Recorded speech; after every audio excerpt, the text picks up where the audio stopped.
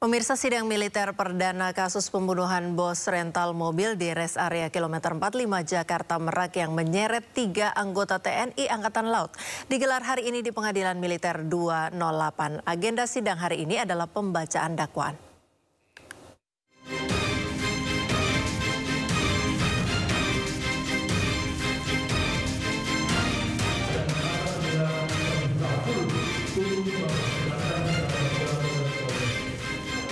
Sidang militer perdana 3 pelaku yang merupakan anggota TNI Angkatan Laut dalam kasus pembunuhan terhadap bos rental mobil di res area kilometer 45 Tol Jakarta Merak digelar hari ini. Sidang digelar di Pengadilan Militer 208 Jakarta Timur. Agenda sidang perdana hari ini adalah pembacaan surat dakwaan kepada 3 anggota TNI Angkatan Laut tersebut. 3 anggota TNI AL yang terlibat diberikan dakwaan kombinasi. Terdakwa 1 dan 2 didakwa primer, yaitu pasal 340 Junto 55 ayat 1 KUHP tentang pembunuhan berencana. Dan terdakwa 3 dijatuhi pasal 480 tentang penadahan. Atas dakwaan tersebut, kuasa hukum 3 anggota TNI Angkatan Laut tidak mengajukan eksepsi atau menerima dakwaan yang diberikan.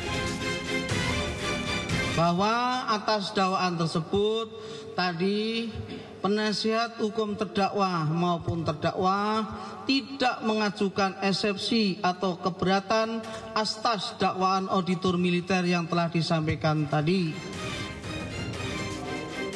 Sidang akan dilanjutkan dengan agenda pemeriksaan saksi yang akan digelar pada Selasa 18 Februari 2025 dengan menghadirkan 5 saksi. Dari Jakarta, Jessica Winoto, Leman, iNews melaporkan. Ya, untuk mengetahui informasi selengkapnya terkait sidang perdana kasus penembakan bos rental mobil, kami sudah terhubung dengan Rizky Agam, anak bos rental mobil yang menjadi korban penembakan. Selamat sore, Mas Rizky. Selamat sore, Mbak Priscila. Ya, Mas Rizky tadi hadir di sidang? Iya, saya hadir di Pengadilan Militer, Mbak. Baik, bagaimana Anda bisa gambarkan jalannya sidang perdana hari ini? Ya, untuk persidangan perdana ini berjalan kondusif ya, dan saya mengucapkan terima kasih ke Pengadilan Militer karena pengadilan dibuka secara umum, jadi teman-teman media bisa meliput dan tahu kondisi persidangan pada saat itu, Mbak Priscilia. Baik, kalau mengikuti jalannya sidang tadi, poin apa saja yang Anda lihat atau Anda perhatikan dibahas dalam sidang hari ini, Mas Rizky? Ya, pada saat auditor militer membacakan dakwaan, saya menanggapi pernyataan bahwa jual beli mobil itu bukan murni beli mobil, tapi memang terdakwa niat mencari mobil bodong, begitu Mbak. Baik, apakah kalau Anda melihat dalam bisnis rental mobil, hal-hal semacam ini atau risiko semacam ini memang tinggi potensinya terjadi begitu?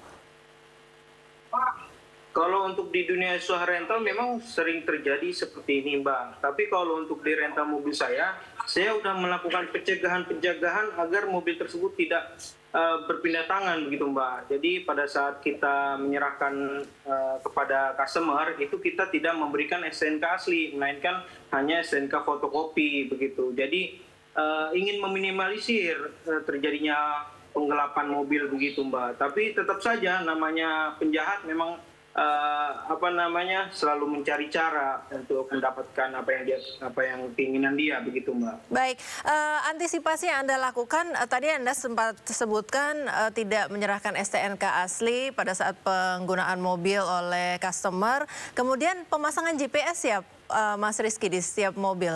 Ada lagi antisipasi lain yang sudah Anda dan almarhum ayah Anda sudah lakukan terkait dengan bisnis rental mobil ini?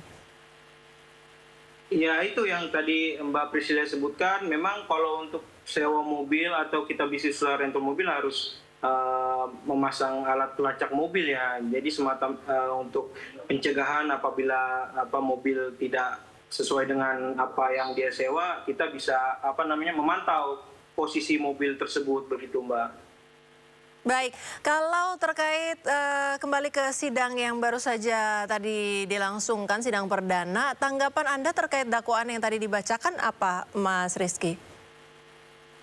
Untuk dakwaan pada terdakwa memang kami dari keluarga sudah cukup puas ya atas dakwaan yang yang didakwa oleh terdakwa ini, karena memang sudah menjadi pembunuhan berencana ya begitu Mbak, dan apalagi ini nyawa sudah hilang ayah saya begitu Mbak. Baik, kalau sejauh ini dari proses penyelidikan, kemudian penanganan kasus, dan juga sampai sidang hari ini, bagaimana Anda melihat jalannya proses hukum dalam kasus Anda ini? Untuk proses hukum tetap berjalan dengan baik, dan kita juga terima kasih banyak kepada teman-teman media sudah mau membantu mengawal kasus penembakan di KM45 ini begitu Mbak. Baik, kalau Anda diberi kesempatan untuk memberikan masukan terkait bisnis rental mobil kepada rekan-rekan sesama pemilik bisnis serupa, apa yang bisa Anda sampaikan belajar dari kasus ini, Mas Rizky? Atau belajar dari penanganan kasus ini, Anda menjalani segala prosesnya dari pemeriksaan, pencarian tersangka sampai dengan sidang hari ini? Untuk pencegahan ya mungkin dari saya selalu cek and recheck datanya begitu, dan selalu tanyakan keperluan untuk sewa mobil seperti apa dan bagaimana, kemudian untuk persyaratannya harus jelas dan lengkap begitu Mbak. Kalau bisa survei rumah disurvei begitu Mbak, dan ini pun menjadi pelajaran besar bagi saya, apalagi yang korban itu ayah saya banyak belajar hal lah dari kejadian tersebut begitu. Baik, sebelum kita lanjutkan dialog, kita akan simak keterangan dari dalam sidang bos rental yang baru saja dilangsungkan. Bahwa atas dakwaan tersebut tadi penasihat hukum terdakwa maupun terdakwa tidak mengajukan eksepsi atau keberatan atas dakwaan auditor militer yang telah disampaikan tadi. Kemudian akan dilanjutkan dengan agenda pemeriksaan saksi dengan auditor militer memohon waktu 1 minggu untuk memanggil para saksi, yaitu pada hari Selasa tanggal 18 Februari tahun 2025, yaitu nanti saksi-saksi akan dihadirkan oleh auditor. Ya, Mas Rizky, apa langkah selanjutnya yang Anda dan keluarga juga kuasa hukum akan lakukan dalam kasus ini? Kalau untuk langkah selanjutnya kami masih menunggu dari pihak kami ya Mbak, karena yang menjadi saksi di minggu depan itu tepatnya di hari Selasa di tanggal 18 itu saya sendiri dan abang saya begitu Mbak. Jadi mungkin setelah ini kita akan diskusi bagaimana nanti persiapan untuk kesaksian pada hari tersebut begitu Mbak. Baik, semoga berjalan lancar dan kasusnya bisa terselesaikan dengan baik dan tuntas. Terima kasih Mas Rizky yang sudah bersama kami di Dialog Sore hari ini. Ya, sama-sama Mbak Priscilia.